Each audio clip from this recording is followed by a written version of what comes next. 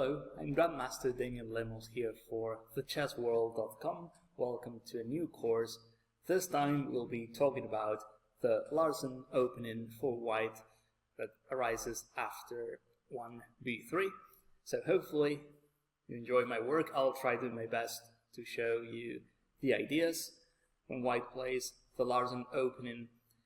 The Larsen is a flexible system for white. We've got so many ways of playing. Sometimes we can play with a sharp approach. We can also use approaches from the English opening. So it all depends on how black reacts to b3. For this intro, I chose a game played by two top grandmasters, Nakamura against Anand. So let's jump right into the action. I think analyzing games is the best way to study an opening because we get to see the ideas in action. So after b3, black this time plays e5. We'll see games where black plays d5. There are lines where black plays with c5 as well. As I said before, we've got several ways to play as white. So here after e5, bishop b2, black plays with d6. Later on, throughout the course, we'll see other lines, such as playing knight c6. If black goes knight c6, here white has two main approaches. One of them is playing in an English fashion, playing c4, g3, bishop g2. I really like the double fianchetto here. And the main line of the Larsen system is playing e3 here. Now, on top of c4, which can still play, transposing into an English, we can also play something like bishop b5, and then we're putting a lot of pressure on black's center. Then we can play something like knight f3, we might play knight e2, knight g3. We've got a lot of lines in the menu to choose from as white. So that explains why after bishop b2, black, a lot of players like playing d6, because now black doesn't have to worry about bishop b5. So after d6, again, we can switch to an English opening, playing c4, white goes e3, black plays knight to f6, and here is where we see why the Larsen opening is flexible. If we know specific lines, if we analyze a lot of games, we can come up with ideas as we're about to see in this game. White plays d4 here. Again, if you want to just play without having to memorize lines, you can just go c4, knight c3, you just go for the standard English approach, and we'll see that as well. Now, d4 here makes a lot of sense. We attack the pawn e5, and black takes. If he goes e4, then we can play this particular move d5. Now we stop him from playing c6 and d5 himself. His pawn e4 is likely to be a target. We can play c4, knight e2, knight e2, knight g3. I feel this is already much better for us. Even if he goes c6, as the engine recommends, we can play c4. If he goes queen a5 check, whoops, sorry about that arrow. If he goes queen a5, we can just play knight c3. So we've got everything under control, and that pawn d5 has given us a lot of space. We can also try knight c3 right away. If he goes c6 here, I really like knight c3. And actually we'll see something like this in the game. I didn't want to spoil anything, but I'll just show you the main idea here. So e4 doesn't look correct for black. Now after e takes d4, here white plays queen takes d4. So now we're likely to lose tempi as white because we'll have to move our queen again, especially if he plays knight c6. So we'll move our queen back. Here's the idea. He goes knight c6, fine. We play queen d2. And now we're ready to continue with knight c3, we castle queenside. And then, once we've got the king on the queenside, we'll be ready to build up a center with f3 and e4, or we might even go for a kingside attack. So all of a sudden, we get this Sicilian-like position where our opponent, if he's not well prepared, if he's not expecting this, then he'll have some issues right from the get-go. He'll have some opening issues. So that's the benefit of having specific ideas when you play the Larsen system. Most of your opponents, they won't even have a line against b3 or move 1. They'll just play based on intuition. So here, this idea, I really like it for white. So let's see what happened in this game played by two top players. Queen d2. So here black plays bishop to e7. I think that knight e4, it looks a bit fishy, but if you think about it, attacking our queen, it does make some sense. Now after queen d5, he could go for a draw with knight f6. Now, if we want to play for a win, we should play something like queen d1. It is a different position, because now, once we got queen d1, we should switch to something like knight f3, knight bd2, c4, can play bishop e2, we castle kingside, and we get a nice position as white in the opening. Maybe with this knight e4 here, black is sort of avoiding our queenside castle line. So yeah, knight e4, it is worth considering. I'm telling you the truth, I don't want to miss any lines. Maybe this is the best line for black. If you're playing this as black, then you can force the repetition, or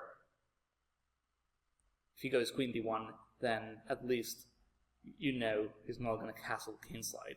So that's something worth noting in this specific line. Knight e4 might be slightly annoying for white,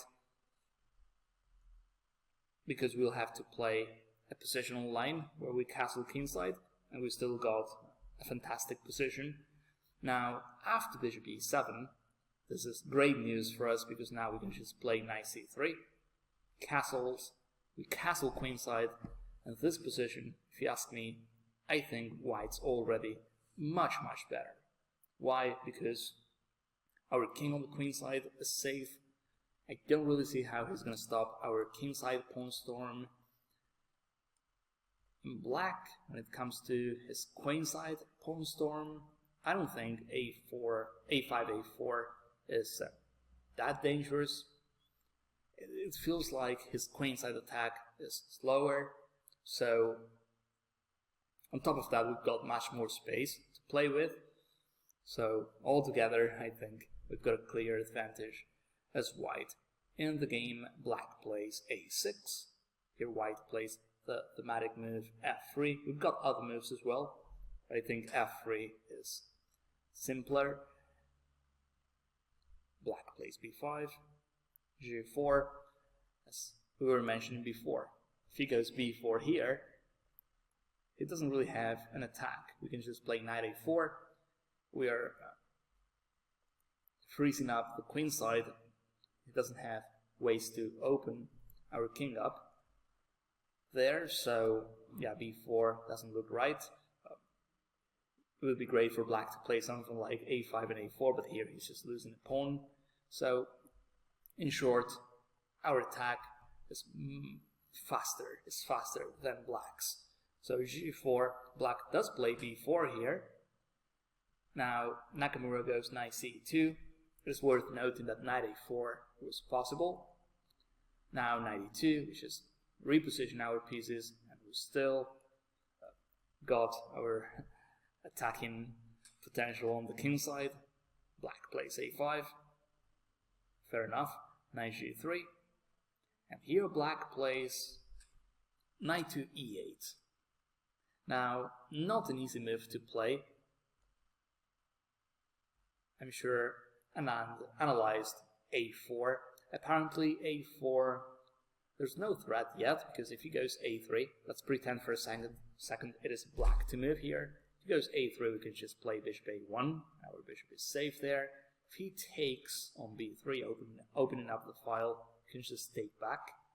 He doesn't have any threats. He doesn't have rook a1 check. So here, if he goes a4, we can just play g5, knight here. We can just play h4. Eventually, we'll find we can pull the trigger on the king side, and it's going to be tough for black to do something here. I mean, if he plays like an engine, sure, he'll have some options. He has to find moves like rook a5 here, which is, to be fair, it's unlikely to happen. I'm sure Anand, he would probably find it. We're talking about a world-class player. And now that I look at rook a5, which is the engine's move, rook a5 is stopping knight f5. So that's the main idea behind that move. That being said, we can play king b1. We can still get our pieces out. At some point, we'll find ways to open up the king side. Even knight h5 is a move here. So we see black struggling because it doesn't have space. And here, in this position, instead of playing a4, black played knight to e8.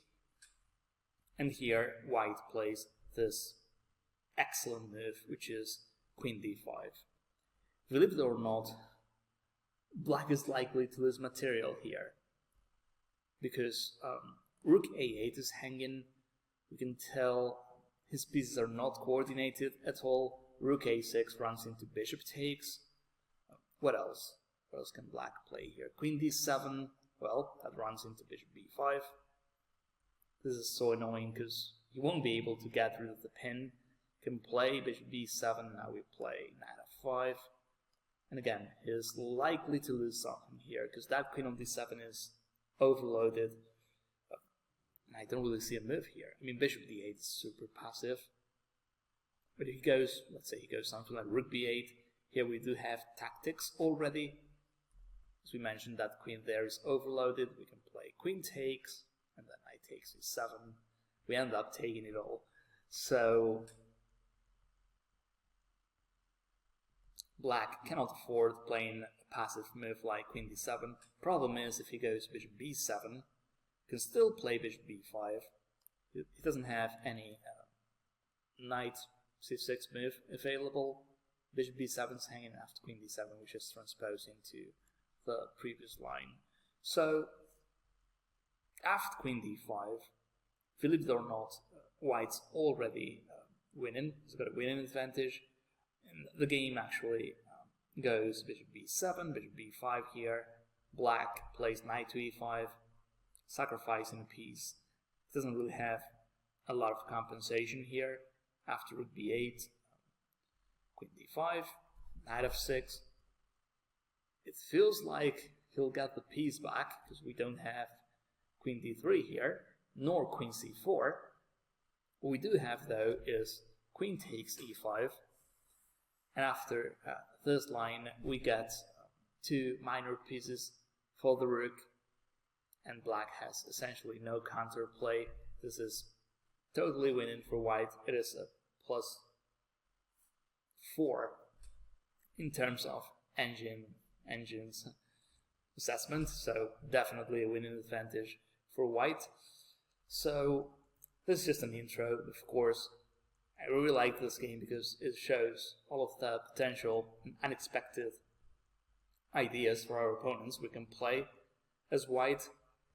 And just to summarize, here we'll see similar lines where we get our queen to d2, knight c3, and castling queenside in this specific move order. He's got this knight e4, which if our opponent plays knight e4, it's fine. We can play queen d5, and after knight f6, we can go for a draw. I wouldn't recommend doing so. We were playing white after all. I would just go queen d1. In the worst case scenario, I just get my pieces to the right squares, and I'm guaranteed a good position. In fact, I can show you a potential line here. This reminds me of the Coley system as white. Now bishop e2 or bishop d3. Yeah, bishop e2 I think is fine. Let's say he plays bishop f8, castle, then we go c4. In our position, it's just fine. It is fair to say black is solid. Well, that is true. We're guaranteed a solid position out of the opening as well. And we get this Maroczy setup, which is always enjoyable to play as white. So you'll come across a lot of possible lines in the Larsen system. And as we mentioned before, this is just an intro. This is not the only line for white. We can always play something like c4, switching into an English setup. So there are a lot of ways to play as white, and we'll analyze them all. So that's going to be it for this intro. I hope you found this useful. I hope you learned something. Of course, I want to see you guys on the next one. Thank you.